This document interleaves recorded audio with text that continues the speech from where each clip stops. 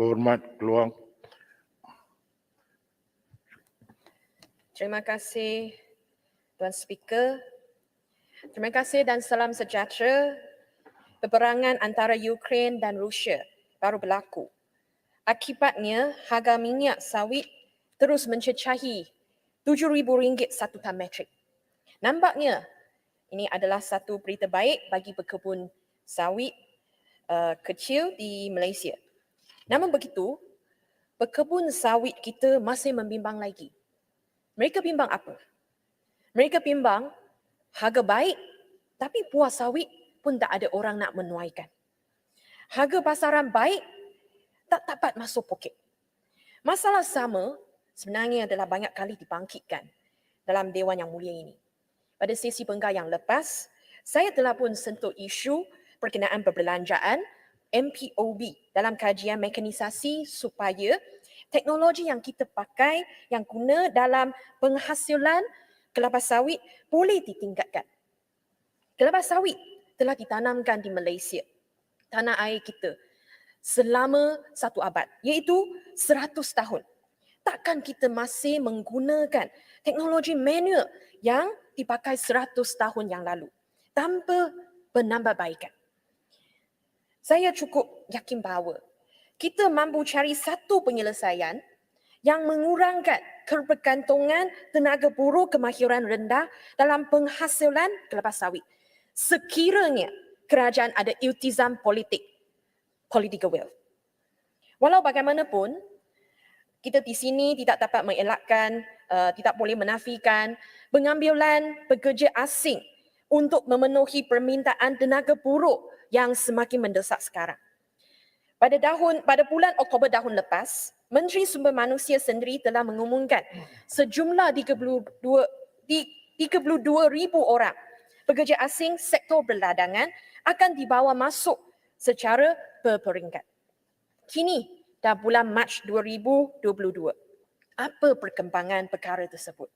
Pada masa yang sama, media melaporkan bahawa ada pihak tertentu yang tidak puas hati dengan keputusan kerajaan kita yang hanya melantik 25 orang ejen dan 250 sub-ejen untuk membawa masuk pekerja Bangladesh ke Malaysia.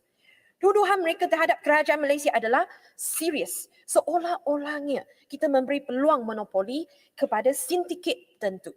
Menteri seharusnya menjelaskan rasional pelantikan ke semua ejen dan sub-ejen ini di dalam Dewan Yang Mulia ini supaya nama negara kita dipertahankan.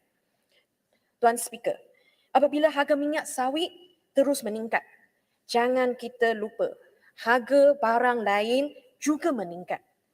Baja, racun, kos tenaga buruh, semua naik. Paling teruk sekali, harga makanan juga naik secara mendadak.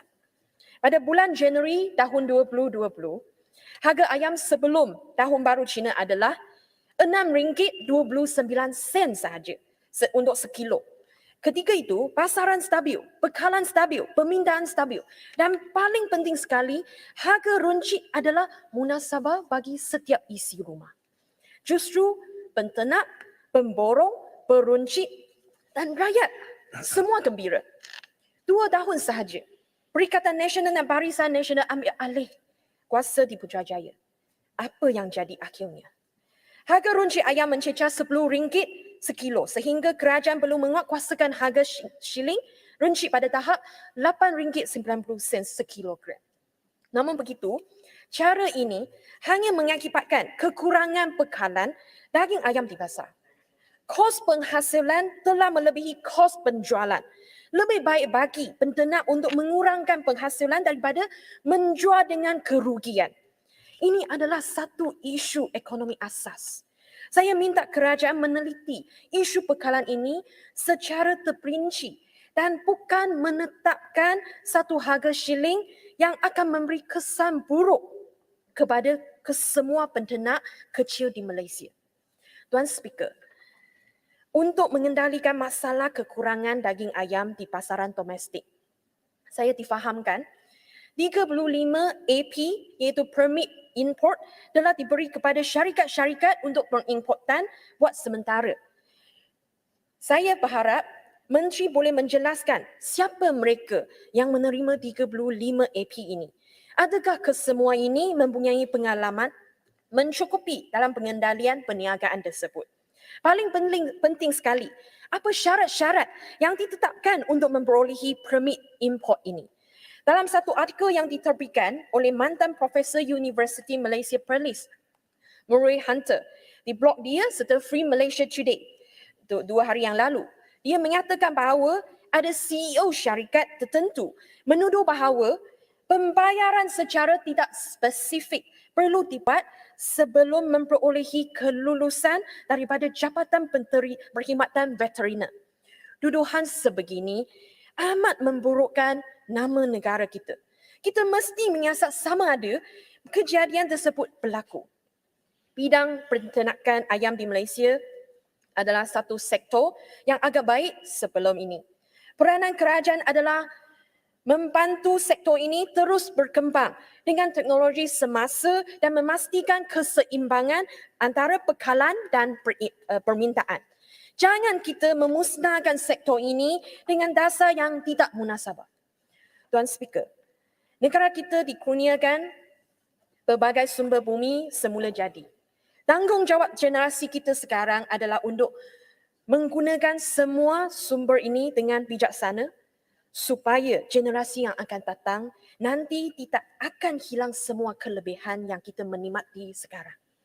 Contohnya, hutan yang kita menikmati yang menjadi habitat haiwan liar serta kawasan tadahan air semasa musim tengkujuh. Bencana yang kita hadapi tahun lepas adalah satu amaran kepada semua. Punca bencana tersebut adalah aktiviti manusia. Aktiviti kita yang mengakibatkan perubahan iklim, perubahan aliran air dan sebagainya. Kenapa kita mengizinkan semakin banyak hutan dibuka menjadi ladang? Adakah EIA dilakukan sebelum semua pembangunan diluluskan? Saya sakit hati ketika melihat 2 ekor tenuk lari keluar dari hutan pada waktu siang semasa habitat mereka dimusnahkan oleh banjir. Kemudian ia dikejut oleh jeritan orang ramai di sekeliling. Kesian 2 ekor tenuk yang biasanya pemalu dengan penglihatan yang lemah dan hanya keluar mencari makan waktu malam. Terpaksa menjadi pelarian bencana akibat aktiviti manusia. Populasi tenuk ini semakin kurang akibat habitat mereka yang dimusnahkan. Walaupun warna mereka sama dengan panda, populasi sedunia pun agak-agaknya sama dengan panda. Namun begitu, kerajaan kita lebih cenderung menanggung kos juta-juta untuk meminjam dan menjaga panda di zoo negara daripada memperlindungi haiwan asal Malaysia ini. Saya minta Menteri menjelaskan sasaran kita untuk meningkatkan populasi spesies unik ini dalam 5 tahun. Jangan nanti generasi yang akan datang hanya dapat lihat spesies haiwan ini dalam museum dan bukan di zoo lagi dan bukan di hutan lagi. Satu lagi isu dengan haiwan, iaitu gajah yang mencerobohi kebun-kebun di daerah Kluang. Habitat mereka dimusnahkan di kawasan Mersing untuk memberi laluan kepada kebun sawit yang luas. Jadi mereka terpaksa memasuki ladang-ladang luar daripada habitat lama. Pokok sawit dimusnahkan. Pekebun marah. Gajah diracunkan. Aktivis hak asasi haiwan marah. Apa punca semua masalah ini? Kenapa kita tidak merancangkan satu sanctuary untuk melindungi gajah-gajah terlebih dahulu sebelum memberi kelulusan pembukaan hutan yang luas? Kami di Johor sudah mempunyai sebuah sanctuary gajah di Kota Tinggi. Namun ia tetap tidak mencukupi kerana semakin banyak gajah memasuki kawasan Kahang dan Kluang akibat pembangunan ladang di Mersing. Saya minta kementerian ambil tindakan segera dan jangan tunggu sehingga tragedi berlaku baru mahu cari penyelesaian jalan keluar.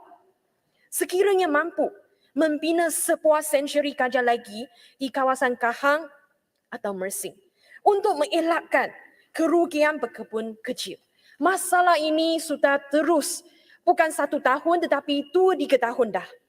Bantulah pekebun kecil. Walaupun mereka populasi tidak ramai, tapi mereka adalah rakyat Malaysia juga.